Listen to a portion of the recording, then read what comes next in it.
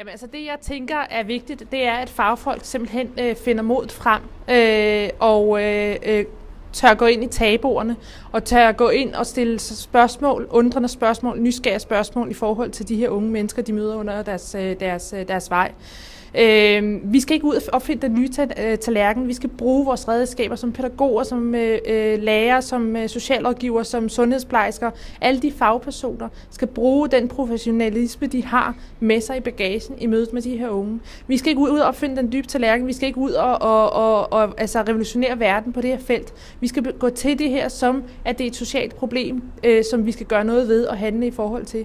Vi er nødt til at have nogle, bruge de redskaber, vi har, fordi ellers så svigter vi de unge. Hvis de unge kan mærke, at vi vakler, når de opsøger hjælp, og vi ikke ved, hvordan vi skal håndtere de her ting, og vi ikke ved, hvordan vi skal støtte de unge i deres kamp, så bliver der færre og færre, der søger hjælp, og de, der søger hjælp, de søger først hjælp, når det helt er eskaleret og gået galt.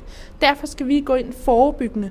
Jeg tænker forebyggende allerede, når børnene starter i børnehave og i skole, skal lærerne og pædagogerne turde stille spørgsmålstegn ved nogle af de praksiser, som de her familier har med sig.